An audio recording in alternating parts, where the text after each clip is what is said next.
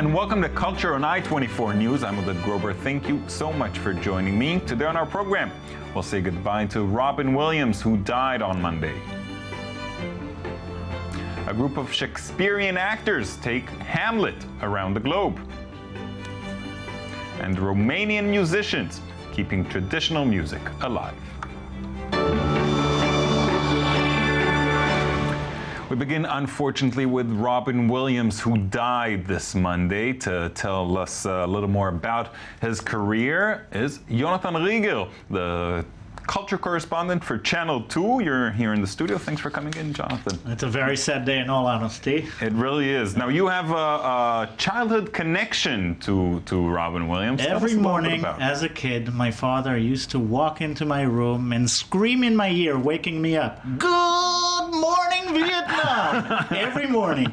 Robin Williams, as I assume everyone remembers, came out in 1987 with the great film Good Morning, Vietnam. He was nominated for an Oscar, and we used to watch it every day on VHS at home, every day, till the tape tore. It sounds more like a childhood trauma. Exactly.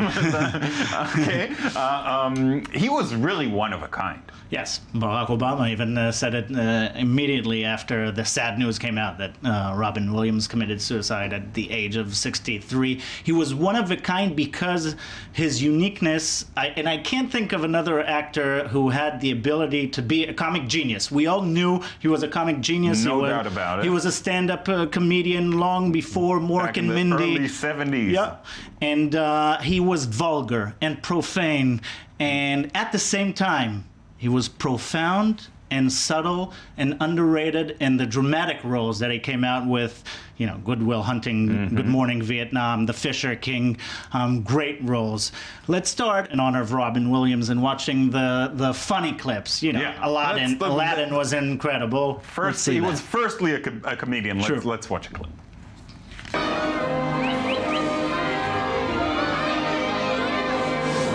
Язык не слышит сам.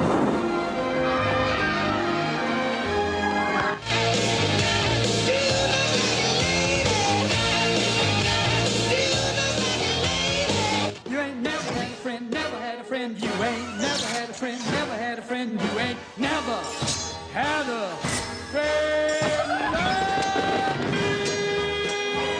You know, he got his break first with Mork and Mindy, which was a spin-off of Happy Days, actually. Nano. Nano. It was an alien. Very suitable, Yes. I think, for him.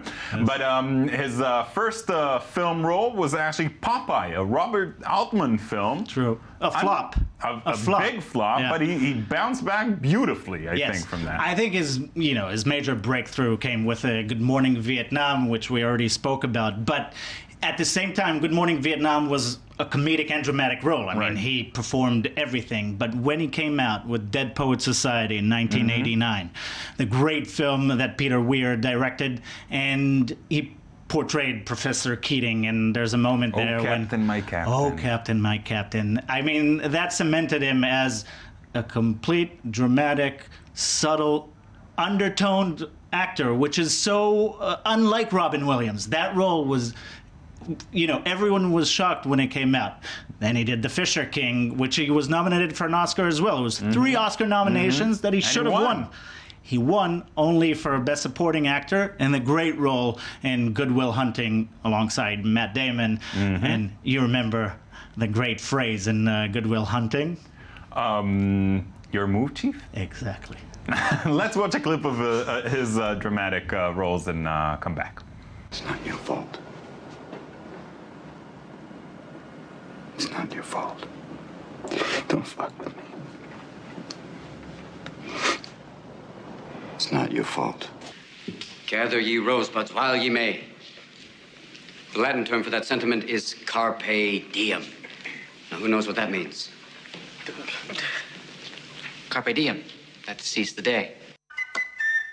Good morning, Vietnam! Hey, this This is not a test. This is rock and roll. Time to rock it from the Delta to the DMZ. Is that me, or does that sound like an Elvis Presley movie? Viva Danang. Oh, viva. Oh my God, I'm getting goosebumps. You know, it's unbelievable. He worked with wonderful directors. He worked with Spielberg. He worked with Coppola. He worked with Terry Gilliam. Can he you worked think with of Christopher such Nolan. a versatile actor? I mean, any director would want to work with him because he could do anything. He had so much energy. He had such personality. It came through in all of his roles, the comedic, the dramatic. He always improvised on set. There's one role that not a lot of people talk about, which I think was one of his greatest roles. Christopher Nolan, you said Insomnia. He played a murderer alongside Al Pacino. And when Pacino went up and head to head with Robin Williams, it was incredible. Yeah, you could tell he's really one of the greats. Yeah, and in the last couple of years, I mean, he died when he was 63. He was not at his top of his game, That's sadly. true. I think Insomnia was maybe his last great role 5-6 years ago. He did a TV show last year that didn't do well. He did leave behind 4 films, upcoming films. One of them is A Night at the Museum, Part 17. His latest film that did get released, by the way, it's interesting, is The Angriest Man in Brooklyn, which is a remake of an Israeli film. Mr. Baum. Whom we also lost this year. Yeah.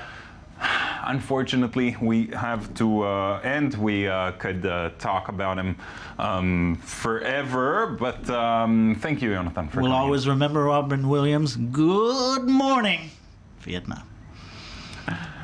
Moving on. In celebration of Shakespeare's 450th birthday, the Globe Theatre is taking its work on the road. An international tour of Hamlet aims to bring the play to more than 200 countries in the next 2 years. Charlotte Attal has the story. The Globe Theatre, known for producing outstanding plays, is embarking on an ambitious project. A world tour for the next 2 years in which Hamlet, one of Shakespeare's masterpieces, will play in over 205 countries with the goal of promoting understanding of the work of the iconic author in every country of the world. Hamlet, thy mother drinks to thee. Madam. Nay, come. The troupe consists of 12 performers who travel the world at their own expense. On railroads or by jeeps and boats, the team backpacks through the world to bring awareness of Shakespeare's Hamlet, considered one of the most famous dramas. Their staging will not be limited to Will theaters, but will also be performed in markets, on beaches, and on the streets. Hamlet is the story of a complex man desperate to avenge his father's death, the King of Denmark. He is torn between his faith and his love for Odelia, daughter of the king's counselor. The artistic direction for the project is led by Dominique Dromgoole, who intends to be present in most of the performances through the different countries. So we are determined to try and get into every country. Obviously, there are different obstacles, very different obstacles for very different reasons along the way. We're constantly in touch with the Foreign Office. We're constantly in touch with whoever else we can glean information from as to whether it's advisable or safe to get into a country or not. We're obviously not going to put our company in harm's way at any point, but we are going to do our damnedest to get in everywhere. Lately, the cast performed at one of the most important junctures of international diplomacy, the headquarters of the United Nations in New York. The temporary stage was specially built in one of the rooms of the Committee for the General Assembly and received praise. The performance comes at a critical time for the Middle East. The company plans and hopes to reach Syria, Iraq, and the West Bank. Traditional Romanian music has relied heavily on the kobza, an instrument that nowadays has almost been completely forgotten. Now, thanks to a few music lovers, the instrument just may survive after all. In 19th century Romania, celebrating a wedding, christening or other party without the rollicking rhythm of the kobza was unthinkable. But then the unique instrument, a cousin of the lute, fell out of fashion. Now, however, young enthusiasts like Florin and his wife Beatrice have rediscovered its beauty. Their band plays across Europe.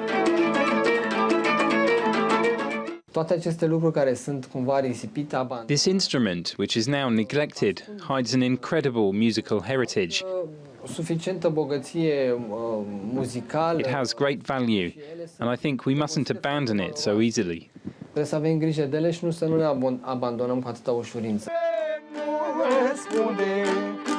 Vasile Nica sings of love and the forests of his homeland, or just improvises the lyrics. His 80-year-old Kobza, plucked with a goose quill, is even older than him. He learned in the traditional way, the skill handed down by a professional troubadour or lautar, and paid for his lessons with a sheep.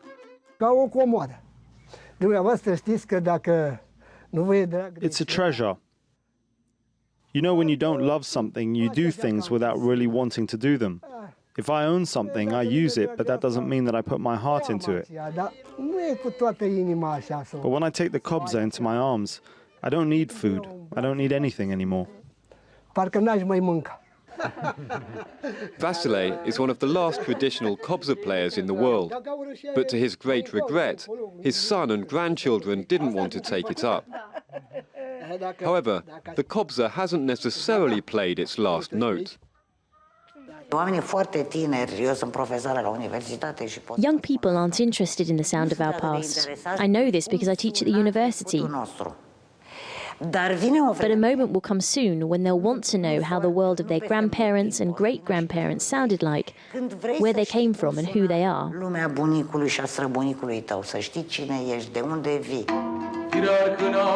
That moment may have already come.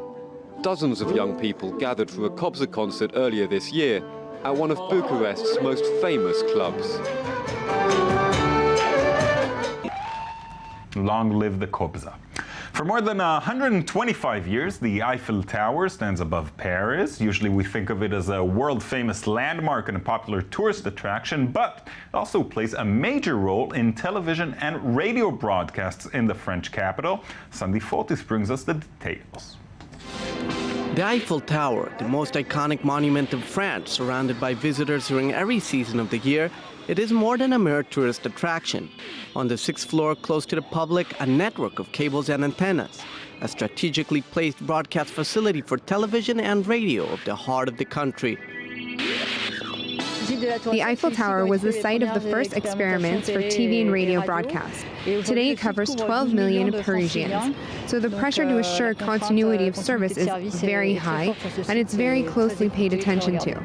These antennas are connected by two thick cables to the control room 3 feet below. Under the court of the Iron Lady, where tourists enter the site, there are 2 transmitter rooms, one for analog television signals and the other for FM radio. In front of screens, technicians work to ensure the broadcast of 45 TV channels and 32 radio stations in a 50-kilometer radius. Unlike their predecessors, they can do it from their workstations. 20 years ago, a technician had to come here daily for live broadcasts of different TV stations.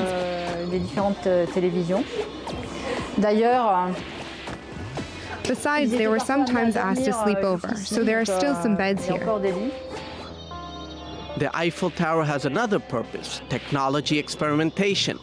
On the agenda are tests for broadcasting of television programs in ultra-high definition, the format that may in the future be viewed on new models of 4K resolution televisions. Before we go, here are some cultural highlights from around the world. A gigantic 5-meter-tall, 15-meter-long sea turtle will cruise Sydney Harbour past the iconic Harbour Bridge and Opera House to celebrate the opening of the world's first undersea art exhibition at Sea Life in Sydney Aquarium. A monumental floating sculpture with B.J. Price Art's seminal art design Alpha, an abstract expressionist black and white rendering of coral reef structures, and a sculpture named the Alpha Turtle. The aquarium will host the art exhibition until September the 14th. Straddling the boundary between fantasy and factual reportage, the photograph of Françoise Huguier presents the viewer with a kind of valid reality. Her work for such publications as Vogue and the New York Times sent Huguier to some of the most remote corners of the globe to snap everything from the Siberian tundra to a community of Colombian nuns, never content to photograph her subjects at face value, and always adding dreamlike energy into her images. The exhibition takes place at the Maison Européenne de la Photographie until August the 31st. Woman Without a Home is the first solo exhibition in a museum for Raida Adon, an artist from the city of Akko who now lives in Tel Aviv-Yafo. Her 2013 video work depicts the artist's search for identity, an anchor, a home. Adon's work stems from a complex, enigmatic personal biography and deals with her split identity, which shifts between two conflicted nations, between two societies that are intertwined yet preserve power relationships and dominations. The exhibition will run until the 29th of November. That's it from us. Please join us again tomorrow for another edition of Culture.